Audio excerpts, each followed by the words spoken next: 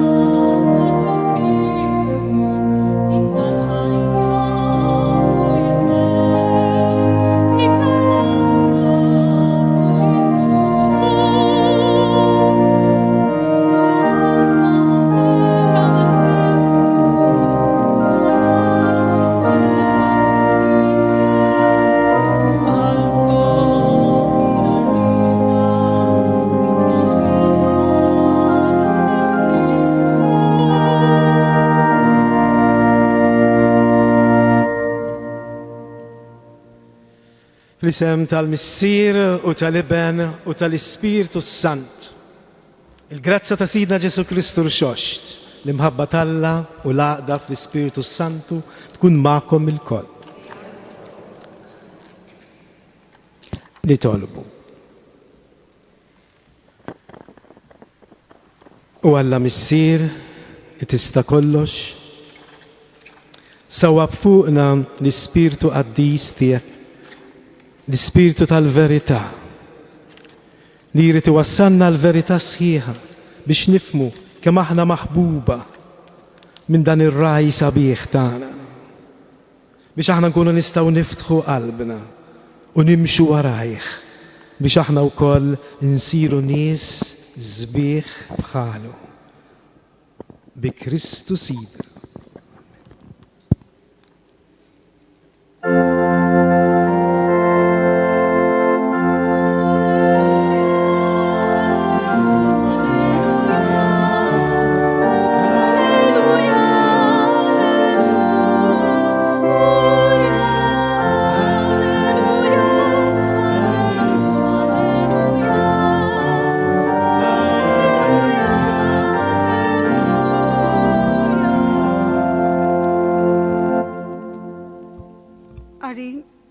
Qari mill-Evanġelu skont San Ġwan. F'dak iż-żmien Ġesu qal: In-naċ tiegħi jisimgħu leħni u jiena narafhom u huma jimxu warajja. U jiena nagħtihom il-ħajja ta' dejjem u huma ma jintilfu qatt u minn idejja ma jaħtafhom li ħadd. Missieri li tawmli huwa akbar minn kulħadd. U ħadd ma jista' jaħtafhom minn id il-Missier. Jien u l-Missier aħna ħaġa waħda. Il-kelma tal-Mulej.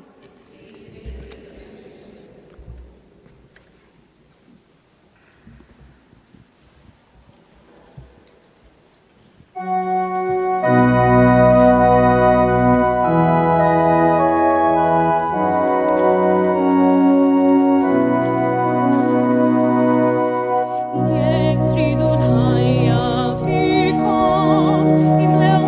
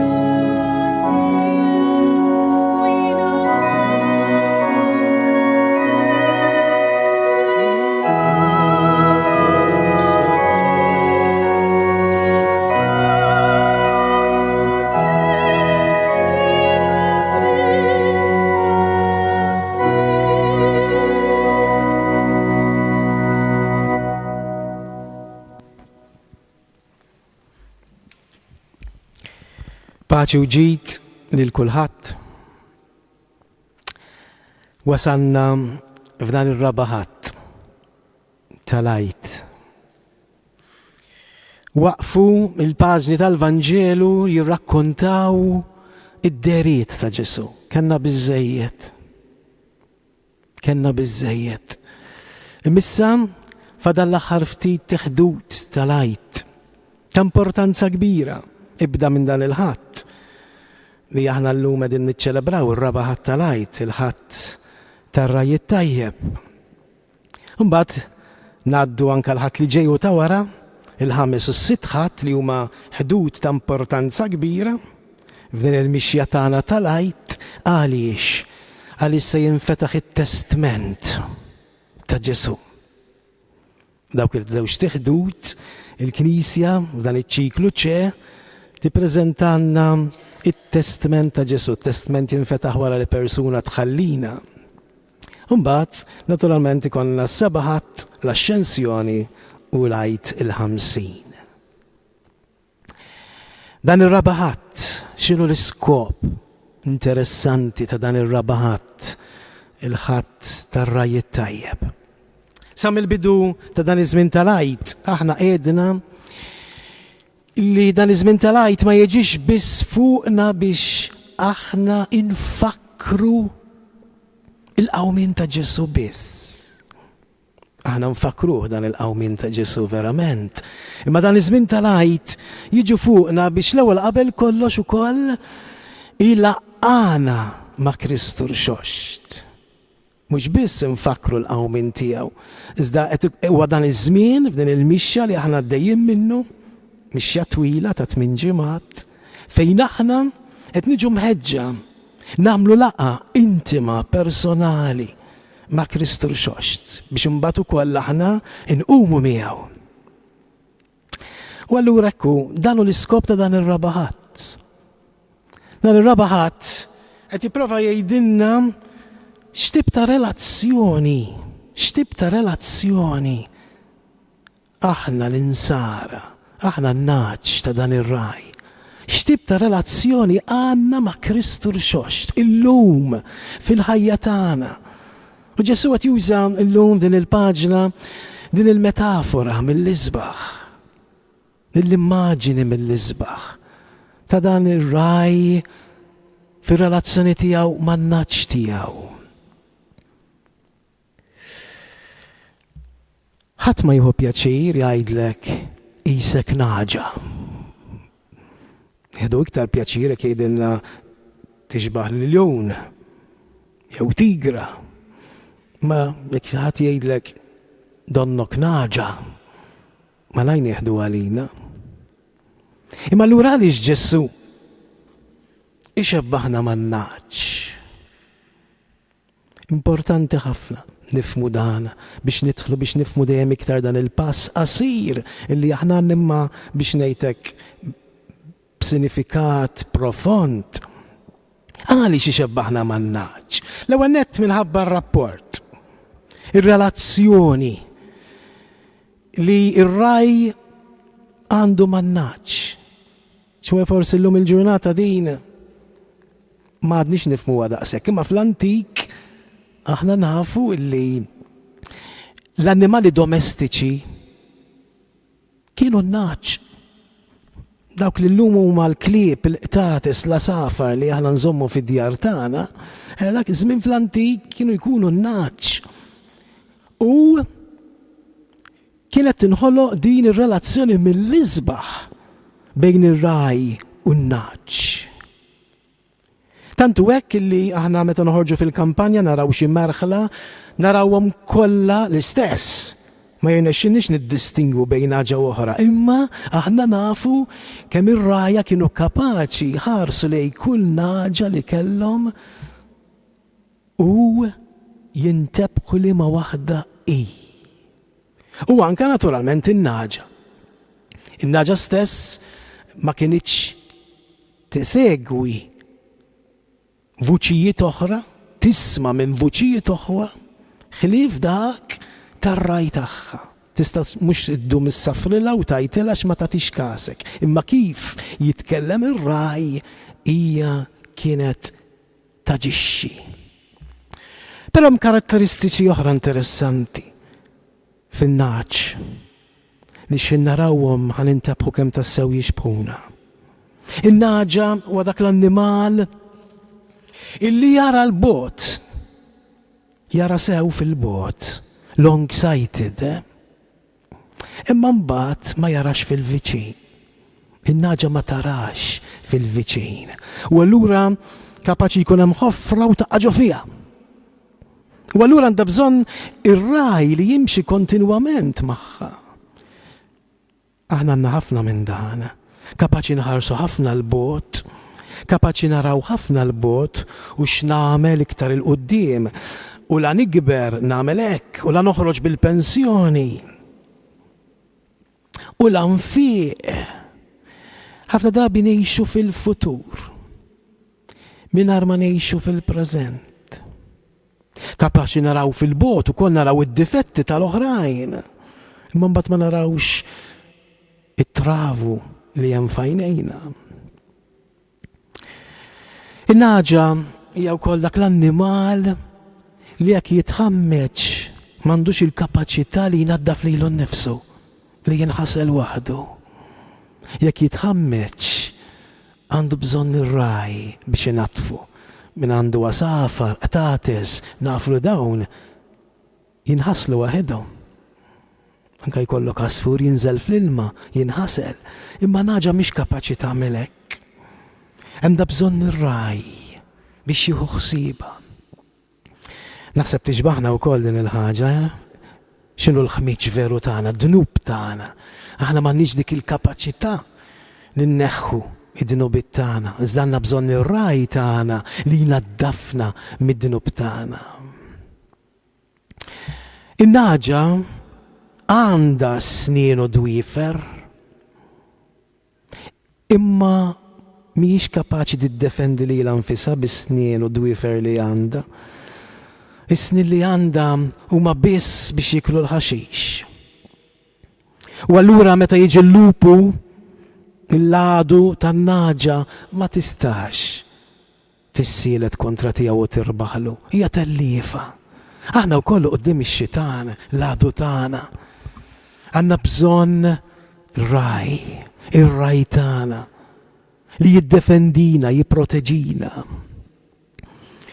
In-naġa hija wkoll rasha ibsa ta' waħda mill-annimali l-aktar rashom ibsa u l-prova ta' din hija jekk konna dilettanti forsi konna nħobbu meta konna niżar illum m'għadhomx jidhru fuq it-televiżjoni ħafna dawn iċ-ċirku, fiċ-ċirku. Fiċ-ċirku konna nsibu kull tip ta' annimal. Imma ma konna naraw qatt naġa. Mhux għax kienet bla moħħ, imma x'huwa diffiċli tikkonvinċiha tagħmel xi ħaġa. Għalhekk ma kienx tidħol tipparteċipa fiċ-ċirku. Aħna għandna minna u x'hekk din li rridu nagħmlu r-rida tagħna u mhux ir-rida tiegħu. In-naġa wkoll huwa annimal ansjuż. Ibati ħafna mill-ansjetà. Anka bil-lejl diffiċli jorqod sakemm ma jkollux ir-raj ma ġenbu kollox ikun f'postu, ma jkollux x'inkweta u allura mbagħad tistrieħ. Naħseb ukoll aħna għandna minn dan u ngħaddu ħafna l-jieli nitqalbu minħabba l-inkwiet ninsew li hemm ir-raj ma ġembna u forsi fil-mument li niftakru li aħna fideh inkunu kapaċi nidħlu fir-raqda tagħna. Naħseb taqblu miegħi li dawn il-karatteristiċi jixbħu ħafna lilna. Però tajjeb ukoll ngħidu kelma fuq ir-raj qabel nidħlu biex nitkellmu fuq il-paġna tal-Vanġelu tagħna. Kif qed fit-talba tal-bidu, dan ir-raj tagħna iktar millu raj tajjeb huwa r-raj sabiħ.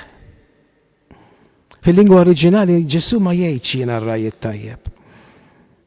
Kien qalbu fil-lingwa oriġinali nsibu li Ġesu jgħid jiena ir-raj is-sabiħ. Mhux qed titkellem dwar il-ġmil ta' wiċċu jew l-estetika imma fuq sbuħija oħra. Aħna nużawha ta' din il-kelma wkoll. Aħna xi drabi ngħidu pereżempju għal xi persuna kemm għandha karattru sabiħ. Ma ngħidux tajjeb biss, ngħidu kemm għandu karattru sabiħ. Kemm għandha personalità sabiħa. U Ġesu qed jirreferi anke għal dan. Jiena raj is-sabiħ. Għaliex? Għax huwa l-bniedem irrealizzat. Għalhekk jgħid lilu nnifsu s-sabiħ. Għaliex huwa dak il-bniedem irrealizzat. Dik il-bniedem li Alla kellu minn dejjem f'moħħu. Din kienet l-idea li Alla kellu tal-bniedem. U Ġesu ġie fostna biex ipoġġi lilu nnifsu bħala dan il-modell biex aħna nħarsu lejh. Nisimgħuh kif ħanaraw fil-Vanġelu tagħna, insegwuh u allura nkunu nistgħu nsiru wkoll nies sbieħ bħalu. U dan hu l-iskop ta' dan il-Vanġelu li għandna illum. Għandna r-riċetta x'irridu nagħmlu biex insiru nies sbieħ bħalu u għandna wkoll il-weda ta' dak li huwa d-destin tagħna fil-mument li aħna qegħdin f'din il-mixja tagħna wara dan ir-raj tagħna. Dan hu il-Vanġelu li aħna għandna llum. Imma li qabel ma nidħlu għalih ħanaraw ftit il-kuntest. Minn fejn jittieħed dan il-Vanġelu qasir tagħna? Mill-kapitlu 10 ta' San Ġwan. Il-kapitlu 10 ta' San Ġwan jippreżentanna lil Ġesu jippassiġġa fit-Tempju ta' Salamun. Fil-waqt li f'Ġerusalemm qegħdin jiċċelebraw il-festa tad-dedikazzjoni tat-Tempju. Hekk jibda dan il-kapitlu 10 ta' San Ġwan. Xi fakru l-lut f'din il-festa? Din il-festa hekk msemmija tal-Ħanukka. Il-festa tal-Ħanukka. Kienu jfakru meta fis-sena 165 qabel Kristu kienu jnexxilhom ikeċċu l-barra, jbawxu l-barra dawk il-pagani li ppruvaw jipprofunaw it-Tempju permezz tal-aħwa Makabej. L-aħwa Makabej, dan ir-rakkont insibuh fl-ewwel ktieb tal-Makabej. U l-lut għadhom sallum il-ġurnata anke Malta jiċċelebrawha din il-festa, jiċċelebrawha l-aħħar ta' Novembru, bidu ta' Diċembru. Jiċċelebraw b'ħafna il-wien, jisu l-miliet tagħna. Jiċċelebraw bil-wien, jiċċelebraw b'dak il-mużbieħ tad-disa frijej, ħafna dwal. U f'dan il-kuntest ukoll li Ġesu jippreżenta ruħu bħala d-dawl. Imma il-Vanġelu tal-lum huwa riżultat ta' ġrajja oħra, ta' ħaġa oħra. Insibu il-lut li jmorru fuq Ġesu, il-kapijiet reliġjużi li jmorru fuq Ġesu li propju f'dak l-ispirtu ta' din il-festa meta kienu jfakru propju tkeċċija tal-pagani mill-profanazzjoni tat-Tempju tiġi fihom dik ix-xewqa ta' dak il-mexsija li kellu jiġi biex jaħlishom mill-ħakma tar-Rumani. U allura jmorru fuq Ġesu jistaqsuh, inti dak il-Messija? Ejdinna x'ħataqtanna qalbna. Ħataqlanna qalbna. Fittex irrispondina inti dak il-Messija. U allura Ġesu joħloq dan id-diskors tan-naċ tiegħu u ta' dawk li mhumiex. U huwa dan id-diskors li jgħidilhom intom il-mexxejja omja. Mexxejja ħżiena, rajja ħżiena, għaliex? Għax m'intomx taċċettaw din il-mentalità ġdida li jiena ġejt biex inġib. M'intomx taċċettaw daw il-proposti ġodda ta' din is-saltna l-ġdida, matkom imkaħħlin mal-proposti tad-dinja l-qadima u allura dak li qegħdin toffru lill-poplu. Qegħdin toffru l-vjolenza, l-inġustizzja, il-qtil, il-mewt, mentri jien ġejt hawnhekk biex nistawra saltna ġdida, dinja ġdida, proposti ġodda. L-fundament tagħha din is-saltna ġdida mhux l-egoiżmu imma dik tal-imħabba. U allura idur fuqhom jgħidilhom intom m'intomx naċ tal-merħla tiegħi, ma tisimgħux il-vuċi tiegħi. U hawnhekk jidħol id-diskors tagħna, idur fuqna u jistedinna nkunu naċ tal-merħla tiegħu. naċ li niftħu id-dnejna biex nilqaw il-proposti tiegħu. Ħa nisimgħu ftit x'qed jgħidilna Ġesu biex tassew aħna nistgħu nkunu tassew naċ tal-merħla tiegħu. Dak iż-żmien Ġesu qal in-naċ tiegħi jisimgħu leħni. Interessanti, dawn it-tliet verbi li Ġesu se juża hawnhekk. In-naċ tiegħi jisimgħu leħni u mbagħad iżid xi ħaġa oħra.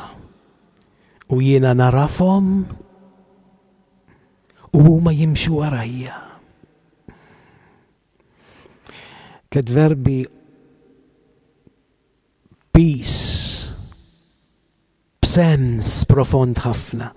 Nistgħu naqraw dan id-diskors nagħmlu parafrasi tagħha f'dan il-mod. In-naċ tiegħi jisimgħu leħni għax jiena narafhom u huma mbagħad jimxu warajja. Hawnhekk naraw il-mixja tal-fidi li aħna għandna jew għandu jkollna ma' Ġesu. Interessanti din il-kelma. Ġesu jibda jitkellem fuq dan il-verb li tisma'. Xi fakkarna? X'irid ifakkarna Ġesu f'dan l-ewwel verb li qed juża?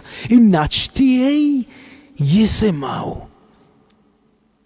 Isma' ja Iżrael. Xema' Iżrael. Ġesu irid ifakkarna fl-ewwel kliem, fl-ewwel paġni tal-Antik Testament. Meta Alla għazzarda jibda jitkellem mal-poplu tiegħu. X'kienet l-ewwel ħaġa li jgħidilhom? Isma' ja Iżrael. U għaliex jazzarda Alla? Għaliex jazzarda jistieden lill-poplu biex jisimgħu? Għaliex il-poplu kien għadu kif għadda minn dik l-esperjenza tal-ħelsin mill-Eġittu. Għalhekk kien daq l-imħabba tal-Alla. Ra s-saħħa ta' dan l-Alla u l-imħabba tiegħu. Il-poplu wara f'Alla x'għamel miegħu. U allura Alla hawnhekk għazzarda jgħidlu issa li taf li nħobbok qed nistidek li tismani. U dan huwa importanti ħafna nifhmuh għaliex aħna nisimgħu ħafna drabi lil dawk li nafu li jħobbuna. Aħna kieku kien hemm persuna li lilna ma tħobbniex, diffiċli nisimgħuha, ma kien hemm kunċert li dik il-persuna trid lil ġid, allura huwa aktar faċli li jiena niftaħ widnejja biex nismagħha. U allura Alla jazzarda jagħtih mhux l-10 kmandamenti kif aħna mdorjin nsejħulhom, imma l-10 kelmiet. Joffri l-10 kelmiet lill-poplu ta' Iżrael. Kelmiet li żgur ma kellhomx l-iskop illi jaħqru lil dan il-poplu. Li jassru lil dan il-poplu. Jekk Alla kien għadu kemm intervjena biex jeħles mill-iskjavitu l dan il-poplu. Kif qatt jista' jkun jiġina jaddina f'moħħna li Alla kellu l-iskop jerġa' jiddaħħal dan il-poplu fi skjavitu ieħor. Imma l-iskop ta' dawn l-10 kelmiet kien li jibda f'dan il-poplu dik it-trasfigurazzjoni, dik ir-realizzazzjoni tal-bniedem, dik it-trasfigurazzjoni li mbagħad kellha tilħaq il-quċċata l-aktar għolja propju bil-kliem ta' Ġesu. Ġesu ġie biex jagħtina l-proposti tiegħu u biex iwassalna għat-trasfigurazzjoni sħiħa tagħna. U allura Ġesu lilna wkoll qed jistedinna biex nisimgħu leħnu. Xi jfisser nisimgħu leħnu? Natu każ tal-proposti tiegħu. Il-proposti tiegħu li nisimgħuhom ħafna drabi sfortunatament hawnhekk biss, hawn ġew biss kif noħorġu hemm barra nisimgħu proposti oħra. U allura Ġesu qed jistedinna biex daw il-proposti ma jaqgħux f'widnejn it-torox. Ma jidħlux minn widna u joħorġu minn oħra. iżda li jitlu f'widnejna u jsibu postom fil-qalb tagħna. Fil-qalb tagħna li issa suppost hija mwessa. Kif kienet iwessa qalb suppost il-poplu ludi wara li Alla ħelishom mill-jasar tal-Eġittu. Għaliex aħna llum suppost din il-qalb hija miftuħa llum għall-kelma l-proposta ta' Ġesu. Għaliex aħna ftit ġranet ilu assistejna għal dan ir-raj li ġie msallab, il-kurċifiss. Ir-raj tagħna huwa l-kurċifiss. Rajnieh imsallab għalina. Rajnieh joffrinna din l-imħabba infinita tiegħu f'daw il-ġranet li għaddew. Tiftakru x'kien qalinna? Jalla sseħħ fina il-profezija tiegħu llum bħala n-naġġ tiegħu. U hekk kif jien niġi merfuħ jiena nixbet il-bnedmin kollha lejja.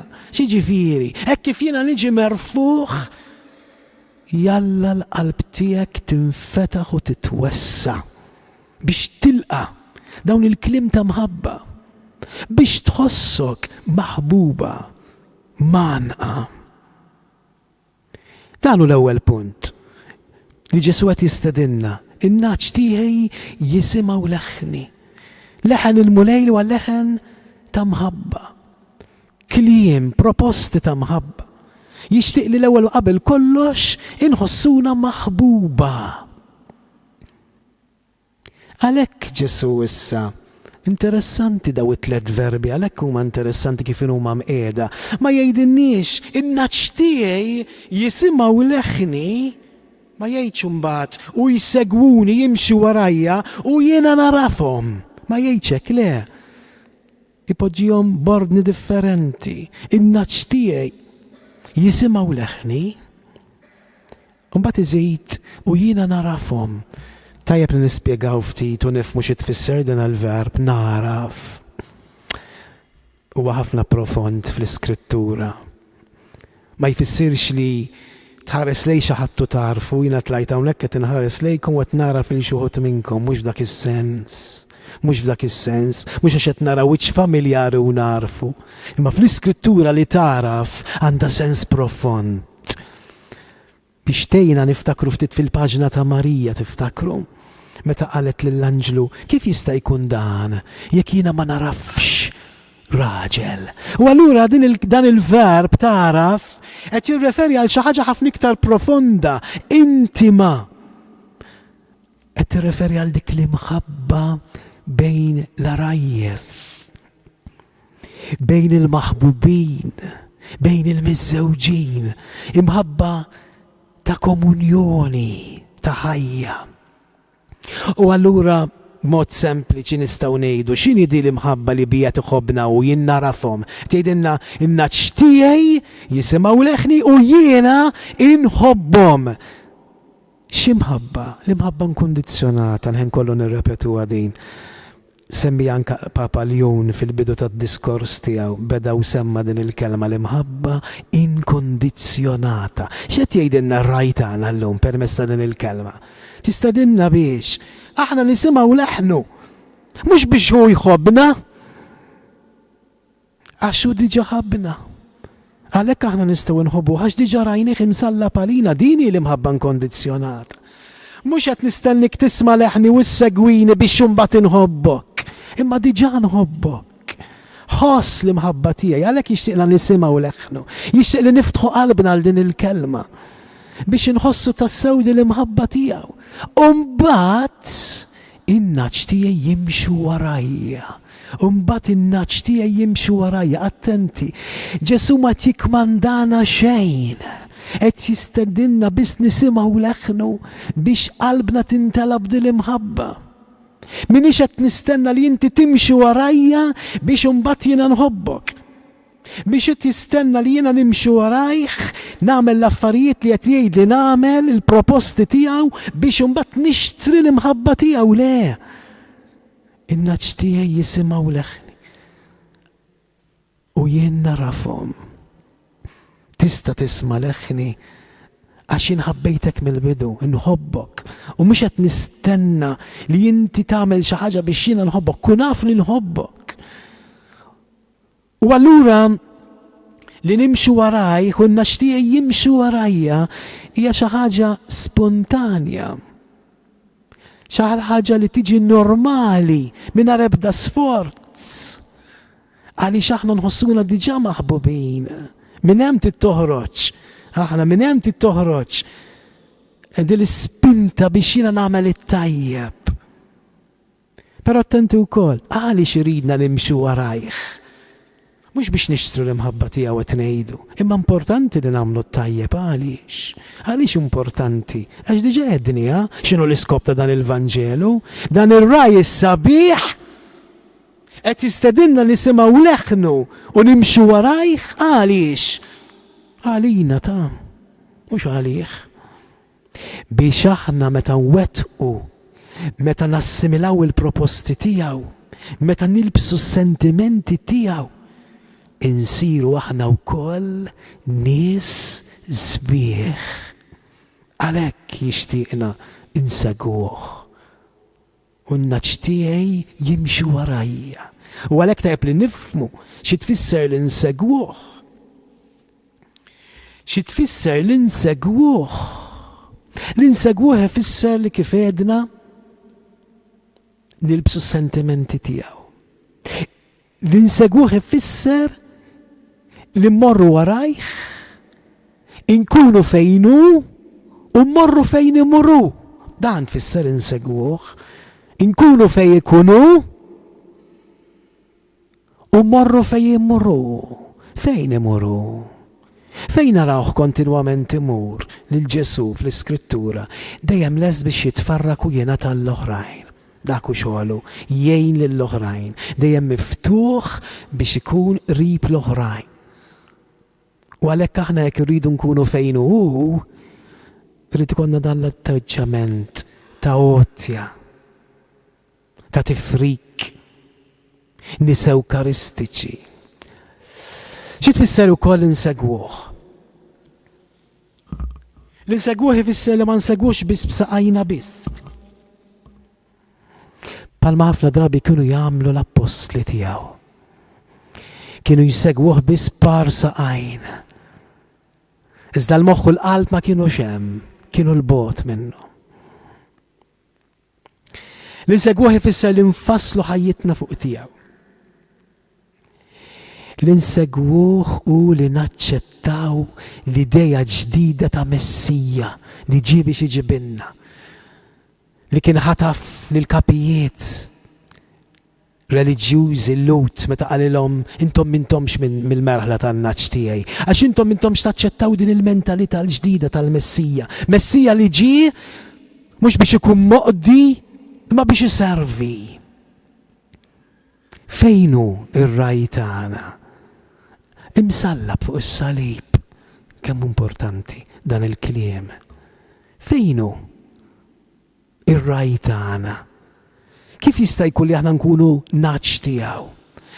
Jekk aħna nkunu fejn hu u fejn hu? Fuq is-salib. Ma jistax ikun li nkunu fuq is-salib u jinnażel li nkun fuq is-sufan. Ġesu ma jinżilx minn fuq is-salib biex iwasslilna messaġġi kbar lilna biex nitgħallmu. L-ewwel qabel kollox, għaliex Ġesu jibqa' fuq is-salib? Biex jeħlisna mid-dnub tagħna. Kien hemm bżonn li Ġesu jibqa' fuq is-salib jurina l-imħabba tiegħu sal-aħħar, kien hemm bżonn din l-imħabba infinita tiegħu biex isalvana.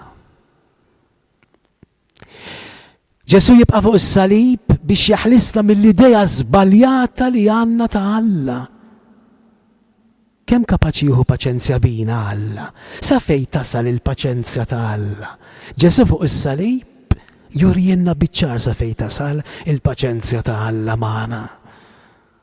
Sawwatnieh, bżaqnilu, sammarnieh, sawwatnieh, niffidnieh, itilnieh u baqa' iħobbna u jaħfrinna. Baqa' iħobbna u jaħfrinna. Għaliex baqa fuq is-salib Ġesu? U aħna rridu nitalmu nibqgħu fejnu biex jallimna u jurina li mi l-aqwa arma li aħna għandna fidejna.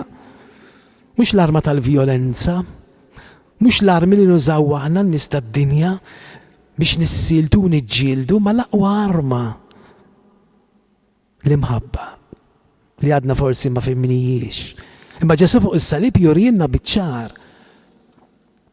Ġesu fuq is-salib jipponta l-unika arma tiegħu, idejh u saqahu ma marbuta, jipponta qalbu biss jappuntata l-barra. L-imħabba li hija differenti mill-armi li junużaw aħna nies ta' dil-art. L-armi tagħna li jipperpetwaw il-vjolenza. L-armi tagħna jidduplikaw, jimmoltiplikaw il-ħażen u l-vjolenza u l-mewt. L-armi tagħna li jipproduċu il-mewt, li joħolqu il-mewt. U l-arma li qed jipproponilna dik tal-imħabba li kapaċi tirbaħ il-mewt. Li kapaċi tirbaħ il-mewt. U naturalment aħna dana rridu naċċettawh għax għaddejna wkoll mill-qawmien tiegħu. Li kieku għalinna dan u ma qamx, li kieku konna nammirawh, napprezzawh, imma konna ngħidu kien raġel twajjeb imma m'għandniex għalfejn immitaw għax baqa' mejjed. Imma l-fatt li jqum il-mewt jurina kemm verament din l-arma hija effiċenti din l-arma tal-imħabba li tirbaħ fuq il-mewt. Però permettuli qabel nagħmel parentesi żgħir. Ġesu ir-rajtana jażel li jibqa' fuq is-salib sal-aħħar. Jażel li jibqa' fuq is-salib sal-aħħar. Jiġi provokat, u ġveru, niftakru li jiġi provokat, għaliex ma tinżilx minn hemm? Inżel minn fuq is-salib tiegħek. ħassalva lilek innifsek u lilna. U Ġesu jibqa' hemmhekk fuq is-salib sal-aħħar. Imut fuq is-salib. Parentesi żgħir. Naraw f'dan id-diskors l-ikona biblika, il-fundament bibliku li jrid jitfa' d-dawl fuq l-eutanasja li fuq qed nisimgħu f'dawn il-ġranet. Fuq l-eutanasja. Ġesu li jiġi provokat biex jieqaf u jinżel minn fuq is-salib. Imma Ġesu jażel li jibqa' sal-aħħar. Ma baqax għalih biss fuq is-salib, imma baqa' għalina. Baqa' sal-aħħar hemm fuq biex iqaddes kull tip ta' sofferenza li nistgħu ngħaddu minnha. Dak is-salib li kien imsallab fuq huma s-sofferenzi kollha tagħna li qed iridu ngħaddu minnhom aħna u tal-maħbubin tagħna. Imma Ġesu ma jinżilx, jibqa' hemm. Għaliex ta' sens is-sofferenza l-sofferenza. Ta' sens li wieħed jibqa' hemm għaliex għax fil-mument li baqa' fuq dak is-salib qed wedna li hu se jibqa' fidil magħna. Se jkun magħna f'dak il-mument imsallab magħna fuq l-istess salib tagħna, fuq is-sodda tal-mewt tagħna. Li tażel l-eutanasja hija li jien ngħidlu grazzi tal-li ġejt imma jien mhux se nibqa' miegħek. Mela jkun ġie biex jissallab miegħi, biex isofri miegħi u jien ngħidlu ħanitilqek waħdek. U offrilna li ħajibqa' magħna sal-aħħar biex ibiddel dik is-sofferenza mhux f'disperazzjoni imma f'mezz ta' salvazzjoni u offerta biex nistgħu nitqazzu aħna u nqazzu lill-oħrajn bis-sofferenza tagħna u aħna nażlu li nerħu dan kollu. Li aħna ma nagħtux każ ta' dak li Ġesu baqa' hemm sal-aħħar biex iwasslinna. Il-weda lin-naċ li aħna nsegwuh. U jien nagħtihom il-ħajja ta' dejjem. ċet jatina? L-aqwa rigal, l-aqwa ħaġa li jista' jtina. Kemm jista' jtina affarijiet? Qed jatina l-aqwa ħaġa. Qed jatina l-aqwa xewqa bla ma nafu xi drabi. L-aqwa xewqa li hemm fil-profond tal-qalb tal-bniedem. X'ma nagħmlux biex nibqgħu ngħixu. X'ma nagħmlux biex nibqgħu ngħixu. Kemm eżerċizzi, kemm mediċini, kemm tobba, għaliex qed nagħmlu dal-isforzi kollha? Biex niggranfaw mal-ħajja. Biex naħtfu xi ftit sigħat oħra. F'kollox, kull pass li nagħmlu, anke fis-sempliċement immorru niklu issa wara hawnhekk, għax inkella nifjakkaw jitina xi ħażin. Laċċ nixorbu għax inkella mmut bil-laċċ, nikol mejjed bil-ġuħ, ammut bil-ġuħ, ara niklu, ara ftit kull pass li aħna nagħmlu huwa indirizzat biex jiena nġebbed ħajti sal-aħħar u x'qed joffrilna il-ħajja ta' dejjem. Ix-xewqa li għandek fil-profond qed intijilek. Qed jagħtina l-aqwa rigal li Alla jista' jtina. Qed jagħtina ħajtu stess, l-immortalità. L-immortalità ta' Alla, d-don tal-ħajja. U attenti, dan id-don mhux wara mewtna jingħata tafux. Imma fil-mument li jiena diġà niftaħ qalbi għal dan ir-raj tiegħi li simgħu leħni. Il-qalb, il-ftuħ ta' din il-qalb, din il-komunjoni li jien nidħol mar-raj, bla għadni m'għamil xejn, ftaħt qalbi għal proposti tiegħu. Il-qajt li mħabba tiegħu, fil-moment li jien aċċettajtu l-qajt. Din l-imħabba ta' Ġesu jiena diġà rċevejt il-ħajja ta' dejjem. Il-ħajja ta' dejjem li rridnu mmantnuha minn issa stess biex bl-imħabba tagħna. Din l-imħabba eterna tmur nutrita, nistgħu nieħdu ħsiebha u mmantnuha minn issa bl-imħabba li nuru. Għaliex għax wara kollox il-ħajja eterna mi xejn li fl-imħabba li nkunu rejna. Dak se jibqa' fina biss l-imħabba. Kull ħaġa oħra li mhix imħabba ser tispiċċa, se tirmarrieħ. Il-peace, il-vera peace li ħajibqa' fina huwa l-imħabba. Il-bqija se jtir marrieħ.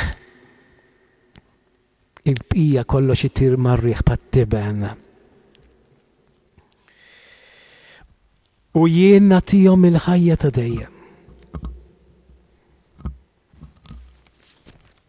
U huma ma jintilfu qatt. Huma ma jintilfu qatt. Fil-mamudija żistijaj dan ir-raj għamlilna weda importanti. Jiena se nkun miegħek għall-eternità.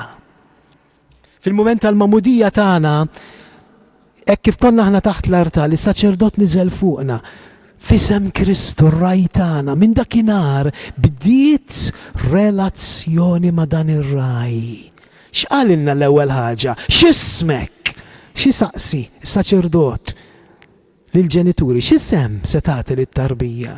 Ekku wara ftit meta nintaqgħu ma' xi ħadd, rid jibda relazzjoni x'ismek. Imbagħad x'għamlilna? Ir-rajja x'jagħmlu lin-naċ, jittimbrawhom lin-naċ tagħhom biex juru li dik in-naġa hija tagħhom. U s-saċerdot x'jagħmel fit-tieni rit? Jittimbrana. Kif? Bis-sinjal tas-salib fuq il-moħħ. U r-riti kollha jindikaw dawn l-affarijiet. Biż-żejt tal-katekumini jipproteġina mix-xitan, jidlikna fuq onqna biex ix-xitan ma jistax jaħkimna, l-għadu ma jistax jaqbadna minn onqna x'tiżloq idejh. Jiena se nkun miegħek sal-aħħar. U kif ngħidu fis-Salm 23, u anke jkolli ngħaddi minn wied mudlam. Jiena ma nibżax għax inti miegħi. Dan il-wied mudlam ma jfissirx biss id-dbatijiet tagħna u l-problemi, imma l-wied mudlam qed jirreferi anke għall-mument tal-mewt tagħna. Dak il-mument illi Ġesu dan ir-raj qed jgħidin nisma' jiena matul ħajtek fdajtek ma' 100 persuna كيف خرجت سبت لب لأمك، سبت الطبة، سبت النيرس ياخدوا خصيبك، سبت الكاتيكيست، سبت الساچردوتي، سبت الانجلو في الحياة تيك. إما في ذاك المومنت انت سيكولك تفياجا وحدك في السنس ما حيكولك لبدا بنيدم إيخر. إما ليش ذاك المومنت سنهدو ينفديا الراي تيك، سنرفعك فوق سبالية وسوصلك في الدار المسير، وستكون ميي all'eternità. Għaxxekinu rejtek din imħabba infinita matul ħajtek. Kif qatt tista' taħseb li se nitilqek issa? Kif jista' jkun li Alla fil-mument li jgħidlek inħobbok illum, fil-mument li Alla tgħidilna nħobbok, kif jista' jkun li din imħabba hija mħabba limitata. Imma fil-mument li Alla jgħidlek inħobbok hija mħabba eterna. Għax kif ngħidu fis-Salm 16, kif jista' jkun li Alla iħalli l-maħbub tiegħu jara l-qabar u min idejja ma jaħtofhom li ħadd. Għaliex min idejh ma jaħtofhom li ħadd? Għax dawn l-idejn huma b'saħħithom. Dawn l-idejn huma Alla l-Missier stess. L-istess idejn li ħalqu l-univers, li fetħu l-baħar l-aħmar, l-ħalqu smewitu l-art. Imma daw li dejnu koll huma b'saħħithom għax għandhom il-pjagi, ir-rajtana għandu l-pjagi. X'inhuma daw il-pjagi? Jekk mhux ir-reċevuta u l-garanzija tal-fidwa tagħna. Ġesu f'dawk il-pjagi qed ifakkarna kemm ħlas, kemm ħallas, x'prezz għoli ħallas għalina, x'demm ċarċar biex aħna insalvaw. Biex issa tassew ma' San Pawl nistgħu ngħidu min jista' qatt jifridna mill-imħabba ta' Kristu. Min jista' qatt jifridna mill-imħabba ta' Kristu. Dawk il-pjagi li sallum stessa dom jiġu prezentati qudiem il-Missier kull darba li nidimbu. Jiġu prezentati lil Missier kull darba li jakkużana ix-xitan.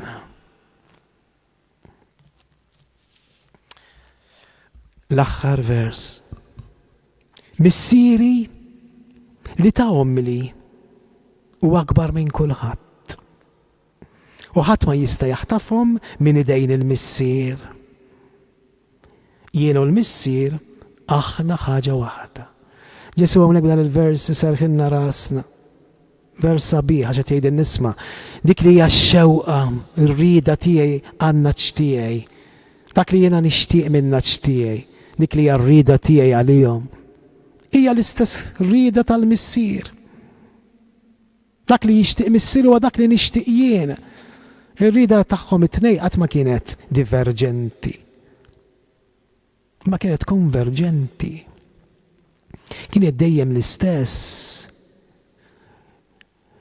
U hawnhekk Ġesu qed jitkellem fuq il-kobor tal-Missier biss bħala bniedem u b'rispett. Qed jgħidlu il-Missier li ta' omli huwa akbar minn kulħadd. Huwa b'rispett li Ġesu qed jitkellem bħala bniedem, qed jitkellem fuq Missieru bħala akbar anke minnu.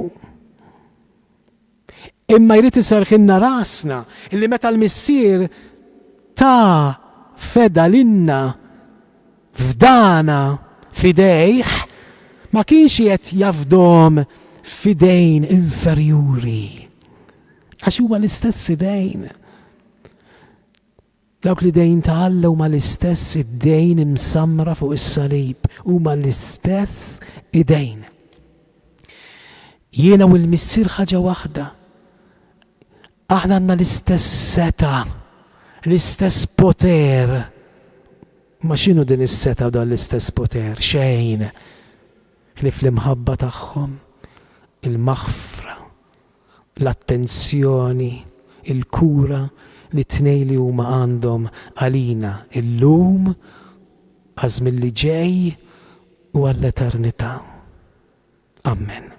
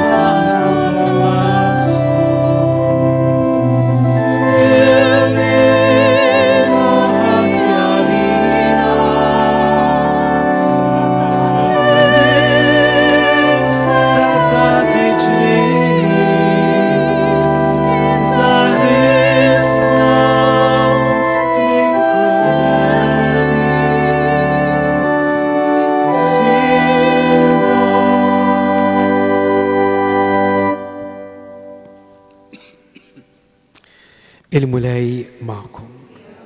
Ibarikkom Alla li jista' kollox, il-Missier, l-Iben u l-Ispiritu Sant li jamorru nkomplu ngħixu fil-paċi ta' Kristu. Il-paċi ma'kom. Grazzi.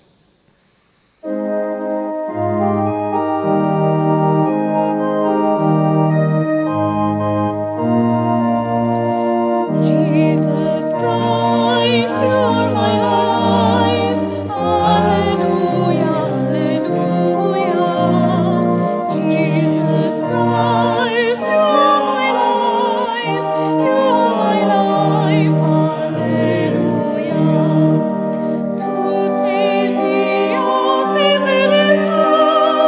Tu sei la nostra vita. Camminando insieme a te, vivremo te per sempre. Jesus Christ, you are my life. Alleluia, alleluia. Jesus Christ, you are my life. You are my life. Alleluia. Ci raccogli nell'unità, riuniti nell'amore, nella gioia dinanzi a te, cantando la tua gloria. Jesus Christ, you are my life. U aħna u infaħru u nannu lil Ġesu Kristu il-ħajja tagħna f'dan iż-żmien qaddis tal-lejt li fih niftakru li huwa id-dawl u l-ħajja tagħna Kristu rxoxt u lillum ikkontemplajnih bħala ir-raj tagħna ejjew niftakru wkoll fit-talb tagħna fir-raj universali tal-Knisja fuq din l-art il-qdusija tiegħu il-Papa Iljun 14 illi b'ferħ kbir il-qajna bħala is-suċċessur ta' Pietru nhar il-ħamis illi għadda. Nkomplu nakkumpanjawh bit-talb tagħna u nifirħu illi issa huwa il-ras il-ġdida tal-Knisja fuq din l-art u l-Vigarju ta' Kristu rappreżentant tiegħu fostna il-bnedmin. Infakrukom ukoll illi ikomplu l-erbat tal-Madonna ta' Pinu f'dan is-santwarju nhar l-erba' li ġej it-tieni erba' ikun hawn diversi quddies bl-omelija u ħsieb Marjan fuq it-talim tal-Papa Franġisku dwar il-Verġni imbirka kif tistgħu taraw id-dettalji fuq l-screens tagħkom. Fl-aħħar nett nistednukom tkomplu iżommu l-appuntament tagħkom għall-Lezzjoni Divina ta' kull nhar ta' Ħadd li issa qed naslu lejn l-aħħar ta' dawn l-appuntamenti peress li tibqa' dejja sa Pentekoste. Il-ħadd li ġej pas-soltu l-Lezzjoni Divina tkun fis-6:30 ta' filgħaxija minn dan is-santwarju. Grazzi ħafna illi kontu magħna, nixtiequlkom il-kumplament tas-serata tajba.